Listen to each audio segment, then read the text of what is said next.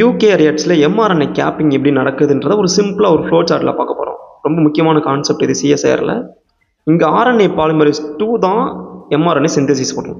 அந்த சிந்தசிஸ் பண்ணுற mRNA first எது கிடைக்கும்னு பார்த்தோம்னா 5' எண்டு தான் இருக்கும். அந்த 5' எண்டில் 3 பாஸ்பேட் இருக்கும், அந்த நியூக்ளியேட் இருக்கும், அந்த எம்ஆர்என்ஏ இப்படி சிந்தசிஸ் ஆகி வந்துட்டு இருக்கும். இதை சிந்தசைஸ் பண்ணுற ஆர்என்ஏ பாலிமரேஸ் 2க்கு ஒரு பெரிய சப்யூனிட் இருக்கும். அதாவது இந்த ஆர்என்ஏ பாலிமரேஸ் B1ன்ற சப்யூனிட். இதில் சி டெர்மினலில் ஒரு ஃப்ளெக்சிபிள் டொமைன் இருக்கும். ஓகே, ஃப்ளெக்சிபிள் டெயில் மாதிரி இருக்கும். அந்த டெயிலில் பார்த்தோன்னா என்ன இருக்குன்னா அமினோ ஆசிட் சீக்வன்ஸ் இருக்கும். இதுதான் அந்த அமினோ ஆசிட் சீக்வன்ஸு, OSP TSPSன்ற அமினோ ஆசிட் சீக்வன்ஸு. இது 50 டைம்ஸ் ரிப்பீட் ஆகிருக்கும். இந்த 50 டைம் ரிப்பீட் ஆகிற இந்த அமினோ ஆசிட் சீக்வன்ஸில் 5th ரெசிடியூ பார்த்தோன்னா இந்த செரின் வந்துட்டு இருக்கும். இந்த 5th செரினில் டிரான்ஸ்கிரிப்ஷன் ஃபேக்டர் 2H என்ன பண்ணுன்னா அதோட கைனேஸ் ஆக்டிவிட்டி யூஸ் பண்ணிவிட்டு பாஸ்போரிலேட் பண்ணும். இப்படி பாஸ்போரிலேட் ஆன செரின் ரெசிடியூஸ் என்னவா இருக்கும் அப்படின்னு பார்த்தோம்னா கேப்பிங் என்சைம்ஸ்க்கு வந்து டாக்கிங் சைட்டு மாதிரி இருக்கும். அப்போது பாஸ்போரிலேட் ஆன 5th ரெசிடியூவில் செரின் ரெசிடியூவில் யார் வந்து பைண்ட் ஆகிறா? கேப்பிங் என்சைம்ஸ் பைண்ட் ஆகும். பைண்ட் ஆன கேப்பிங் என்சைம் கேப்பிங்கை வந்து ஸ்டார்ட் பண்ணும்.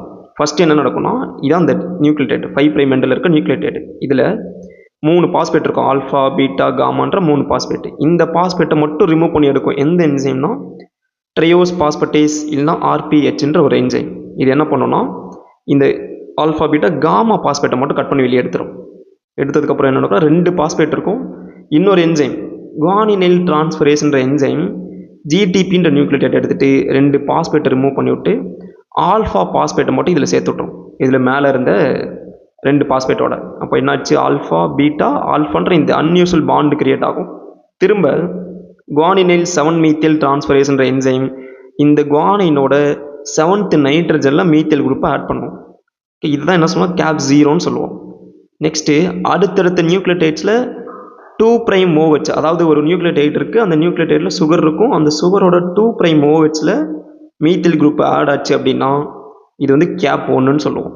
இது வந்து ஃபஸ்ட்டு நியூக்ளியோடைடில். இந்த நியூக்ளியோடைடில் செகண்ட் நியூக்ளியோடைட்லேயுமே 2' OHல மீத்தேல் குரூப் ஆட் ஆச்சு அப்படின்னா இதை கேப் 2ன்றது. இதுதான் யூகேரியட்ஸில் கேப்பிங்கிறது. இது எதுக்காக நடக்குதுன்னா எம்ஆர்என்ஏ ப்ரொடெக்ட் பண்ணும், நியூக்ளியஸ்லேருந்து எக்ஸ்போர்ட் பண்ணும், டிரான்ஸ்லேஷனை எஃபிஷியன்ஸாக நடத்தணும் அப்படின்றதுக்காக இது நடக்குது. அடுத்த வீடியோவில் வேறு கண்டென்ட் பார்ப்போம். தேங்க்யூ.